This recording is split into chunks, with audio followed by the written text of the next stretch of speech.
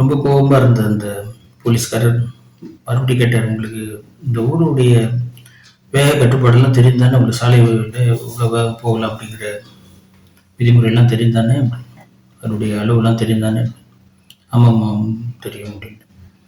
சரி, நீ யாருப்பா அப்படின்னு சொல்லி பக்கத்தில் இருக்கிறவங்க அப்படியே முந்திக்கிட்டு எழுத்தாளர், இல்லை இல்லை அவர் பாதியில் லிஃப்ட் கேட்டார், நான் தான் ஏற்றிட்டு வந்திருக்கிறேன் சார். நான் உங்களுக்கு கேட்கல, அவர்கிட்ட கேட்குறேன். நீ யாருன்னு அவன் பேர் சொல்கிறான், மைக்கேல் ஃபிஷ். சரி, உன்னுடைய அடையாள அட்டை காட்டு. அடையாள அட்டை எடுத்து கொடுக்குறான். பார்த்துட்டு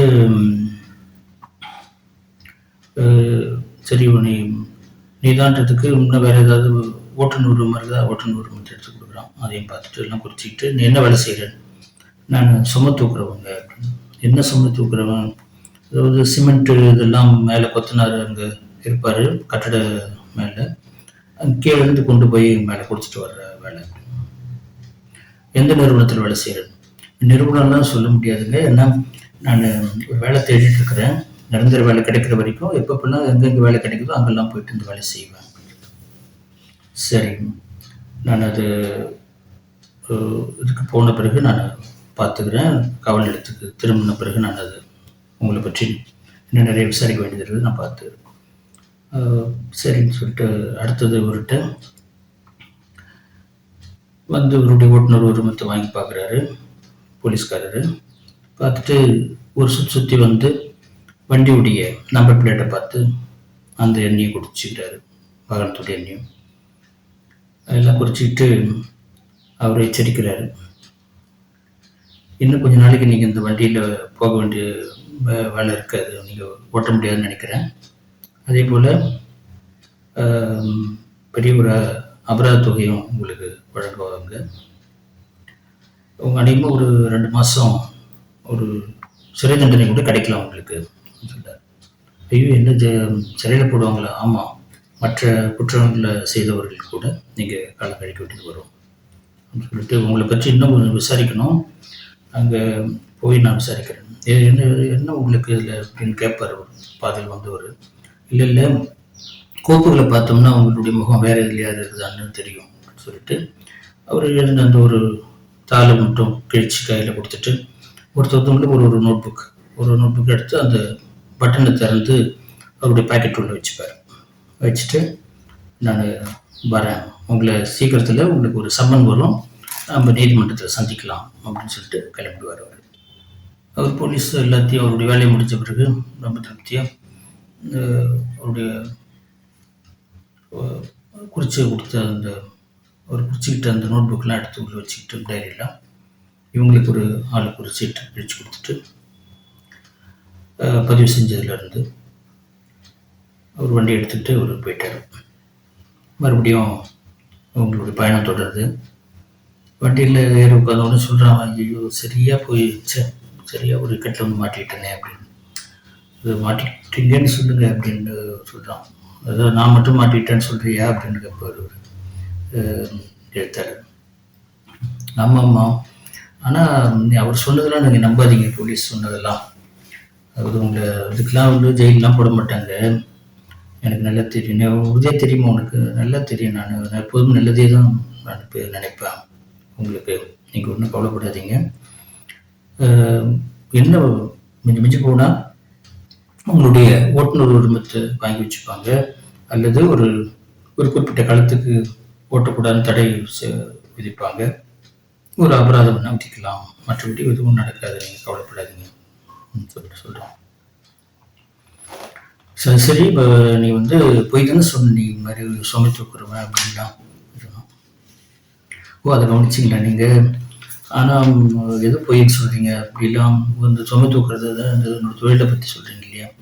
ஆனால் நீ என்கிட்ட வேறு மாதிரி தானே சொன்னேன் அப்படின்னு. ஆமாம் ஆமாம், அது எல்லா நேரத்துலையும் எல்லார்கிட்டையும் நம்ம உண்மையை பேசக்கூடாது அப்படின்னு சொல்லி ஒரு தத்துவம் மாதிரி ஒன்று சொல்லுவாங்க. அதை கேட்டு ஒரு புன்முறுவலோட என்ன சொல்ல வர அப்படின்னு கேட்பாரு. போலீஸ்கார்ட்ட எப்போதுமே எல்லா உண்மையும் சொல்லக்கூடாது. அப்போ நீங்கள் என்னதான் வேலை செய்கிற, உங்களுக்கு அது தெரிஞ்சுக்கலாம், உங்களுக்கு மண்டை வெடிச்சிடும்ல. இல்லை இல்லை அது ஒரு இதுக்கு தான் கேட்குறேன் அப்படின்னு. நீ வந்து ஒரு வேளை சொல்கிறதுக்கு வெட்கப்படக்கூடிய ஒரு வேலையா? வெட்கப்படுறதா? என்னுடைய வேலையை பற்றி நான் ஏன் வெட்கப்படணும்?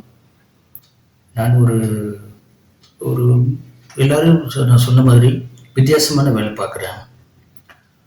விரல்களால் நான் என்னுடைய வேலைகள் எல்லாம் நடக்கும். அந்த ஒரு பியானோ வாசிக்கணும்னா அப்படின்னு கேட்பார் அவர். இல்லை இல்லை அது இப்போ எல்லாரும் வீட்லேயும் பார்க்கலாம். நீங்கள் லண்டனில் எங்கே போனீங்கனாலும் குழந்தை என்ன பண்ணுது, பையன் என்ன பண்ணுறான்னு கேட்டிங்கன்னா பியானோ வாசிக்க கற்றுக் கொடுக்குறோம் அப்படின்னு. அது யார் ஒரு நாளும் செய்யலாம், அப்படிலாம் கிடையாது. அதெல்லாம் ஒரு இந்திரகதியான ஒரு வேலை. நான் அது மாதிரி இப்போ இந்த கோல்ட் ஸ்மித், சில்வர் ஸ்மித் மாதிரி நான் ஃபிங்கர் ஸ்மித் அப்படின்னு சொல்கிறேன். அப்படியா? அது என்ன மாதிரியான வேலை அப்படின்னு தெரிஞ்சுக்கணுன்னு உங்களுக்கு ஆர்வமாக இருக்குது. உங்களுக்கு ரொம்ப ஆர்வமாக இருக்குல்ல அப்படின்னு உன்னை இதுவாக கேட்குறான். அப்படி அவன் கேட்கும்போது அவனுக்கு ஒரு கூச்சமாகவும் இருக்குது. என்ன இது நம்ம திரும்பி திரும்பி அவனை கேட்குற மாதிரி அவன் நினைக்கிறானே அப்படின்னு சொல்லி. ஆமாம், நீங்கள் எழுத்தாளர்னு சொல்லிட்டீங்க, அதனால் நான் என்ன வேலை செய்கிறேன்னு தெரிஞ்சுக்கலன்னா உங்களுக்கு தூக்கம் வராது இல்லையா அப்படின்னு. ஆமாம், அப்படி தான் வச்சுக்க அப்படின்னு சொல்லிட்டு அவன் எரிச்சலோட வண்டியை ஓட்டிகிட்ருக்கிறான். இல்லை இல்லை நான் எதற்கும் உங்கள்கிட்ட ஒரு ஜாக்கிரதையாக கேட்டு வைக்கிறேன். நீங்கள் ஒன்றும் மஃப்டியில் வந்திருக்கிற போலீஸ்காரெல்லாம் இல்லையே? இல்லை இல்லை இல்லை என்னை பார்த்து போலீஸ்கார் மாதிரி தெரியுது. இல்லை இல்லை அப்படி தெரியல, இருந்தாலும் ஒரு இதுக்காக கேட்குறேன். நீங்கள் நிச்சயமாக போலீஸ்காரராக இருக்க முடியாதுன்னு தெரியுது சொல்லிட்டு பேசிக்கிட்டே ஒரு சிகரெட் டின்ன பாக்கெட்லேருந்து எடுத்து ஒரு சிகரெட் எடுத்து பற்ற வைக்கிறான். ரொம்ப லாபகமாக அந்த சிகரெட்டு இது எடுக்கிறான். திடீர்னு எங்கேருந்து வந்து தெரியல, ஒரு லைட்டர் கையில் இருக்குது அது பற்ற வைக்கிறதுக்கு. இதெல்லாம் கவனிச்சுட்டே வரும்போது சொன்னான், எப்படி இவ்வளோ அழகாக இல்லை ஒரு ஓடுற வண்டியில் இந்த பற்ற வைக்கிற ஒரு ஆள், சிகரெட் பிடிக்கிற ஒரு ஆள், போய்க்கிற ஒரு ஆள் இப்போ தான் பார்க்குறேன் அப்படின்னு. இப்போ நீங்கள் நல்லா கவனிக்கிறீங்க, என்ன அது தெரியுது எனக்கு. எழுத்தாளர்னாலே அப்படி தானே, நல்லா கவனிப்பீங்க எல்லாத்தையும் கூர்ந்து அப்படின்னு சொல்லி அவனை பாராட்டிட்டு வரான். அப்படி பாராட்டிட்டே வரும்போது திடீர்னு ஒரு பெல்ட் எடுத்து மேலே வைக்கிறான். பாக்கெட்டில் இருந்து பெல்ட்டை எடுத்து மேலே வச்ச உடனே, இது உங்களுக்கு தெரியுதா, அந்த பெல்ட்டு யாருதுன்னு தெரியுதான்னு பார்க்குறான். அதில் டக்குன்னு துணுக்குச்சா ஒன்று எழுத்தாளர் பார்க்குறாரு.